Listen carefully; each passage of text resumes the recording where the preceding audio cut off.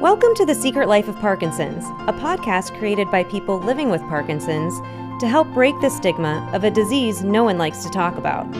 Now here are your hosts, Jessica Krauser and Brian Baker. You know what we should do actually, coming up with the holidays? Make like a list, a gift list for if you have somebody living with Parkinson's, what to get them for the holidays. Do you not like that idea? I don't know. I don't even know what we put on it. Well, like stuff like that, like a water bottle. A package of straws. Package of straws. No, but I had some ideas though too. Like the bed sheets. A razor. Electric razor. An electric toothbrush. Oh, yeah. A rocker knife. I still never got a rocker knife, and I really should. Oh, Christmas. You don't do Christmas gifts? I guess I can do Christmas gifts. First. Or Thanksgiving. Thanksgiving. Friendsgiving. Gift. Yeah, because when I'm cutting my turkey. Yeah, when you the rocker knife. Do you like the whole turkey like that? Yeah, it'd be kind of funny. No, but I was seriously thinking about that, because then even like, so I got a pair of New Balance shoes. Was it New? No, not New Balance. Brooks. Yeah. Because... So are we getting sponsored by them? That's why you're throwing the name out there? No, I'm throwing the name out there because it helped me with my balance. Okay. But if we ever do get a sponsorship. Now, here's a question. Huh? Is it more of a cross-training shoe because they'll have the little bit wider base versus like a running shoe, which is a little more narrow? It must be the wider base one. I don't know what kind it is. I just bought it because it was purple, gray, and black. So it matched. So now we're picking shoes on colors versus... Well, but I knew that Brooks were good because people at the gym have them. Yeah. And we were talking about Brooks Nike versus Brooks. And then there's Kizik's. Kizik's, what's the Hoka or Hoka? Hoka? Or, yeah, Hoka. H-O-K-A. Hoka. I know people wear those.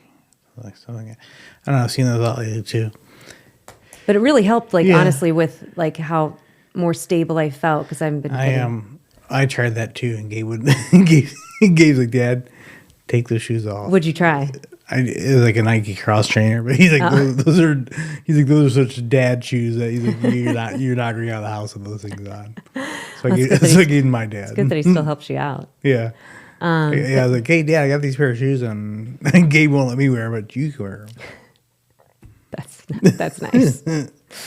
But yeah, like we should think of a list, or if anybody has any ideas, then we can make a list and send it out to everybody. Yes, our YouTube watchers. YouTube watchers and our other people watchers and our... Other people watchers. Listeners, because we're on Spotify, Amazon. Don't discriminate. Apple. Yeah, so like us and subscribe right we have here. Here, somewhere. Just point, and then maybe it'll be in that direction where Steve puts it. Stop it. I'm trying to look at the camera, but... So, I went to a new exercise place this afternoon to help out with, there's another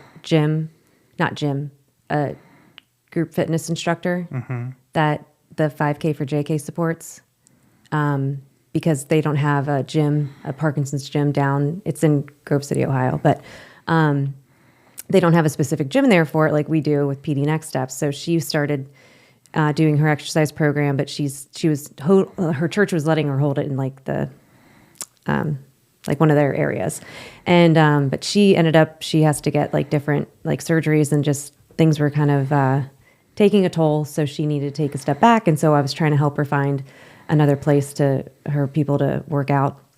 So we started looking at different gym locations, but I'm like, it is hard because you have to find an open space, one that has like, an availability between like, I don't know, like 10 and noon, because I feel like that's like prime time. And then not just finding any group fitness instructor, but one that is tailored. That's the key.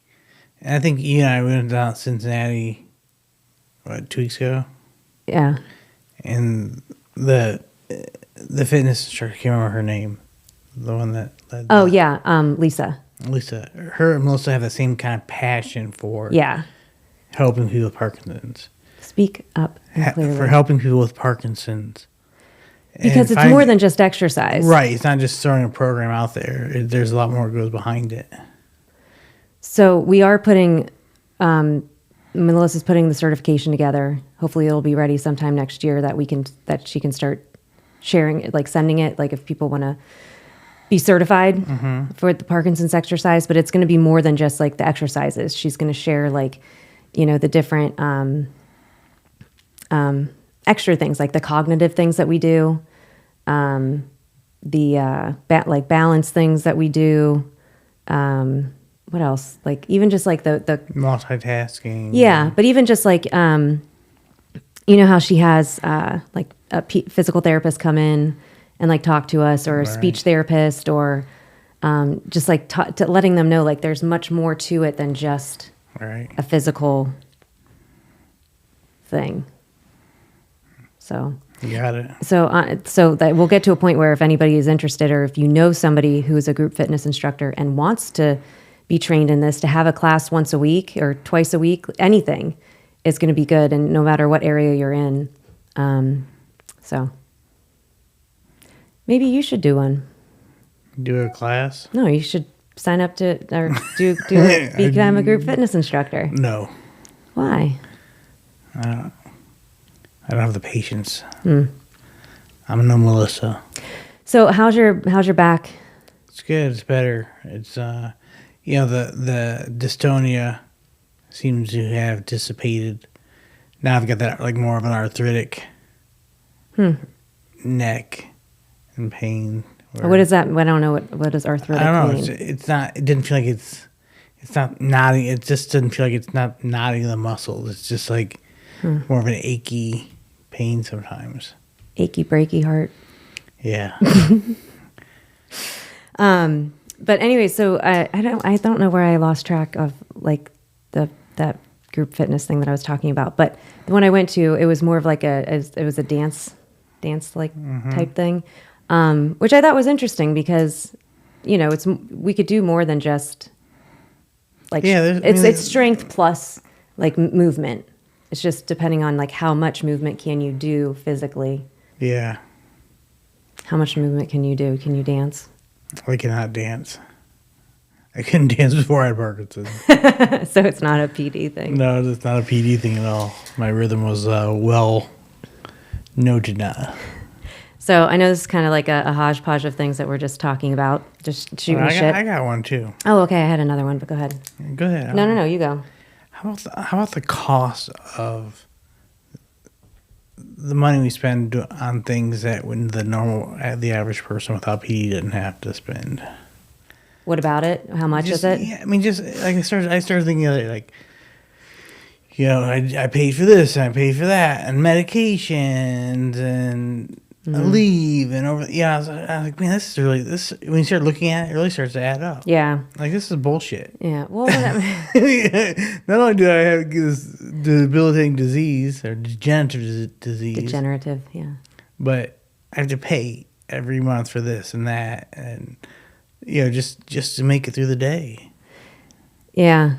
But I mean, there are like there's probably every disease group has something like that. Oh yeah, I'm sure we do. But but now that we're just thinking. Yeah, but until you start putting it, it's like, okay. For all the healthy people out there, this is what we have to deal with. Yeah, it's like medication, massage, dry needling, whatever, physical therapy, neuro appointments, just all those things that start to add up, and you're like, what? Like I said, I started thinking about the other day, like, how much money am I actually spending? I know, just because of Parkinson's. Right? Yeah.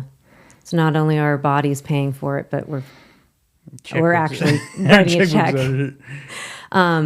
Which actually, this brings up an interesting point that I don't know if I'll do a segment, if we should do a segment on this or not, but Esther she lives with Parkinson's. She has young onset. She has a really big TikTok following. And she, her and I have been connected for a while through that Turn2 app that I talked to you about.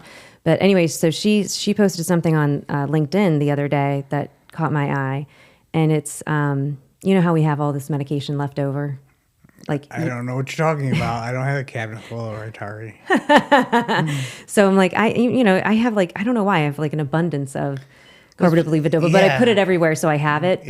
But she's like, I get calls like, from friends that like they ran out and they can't get their subscription, or their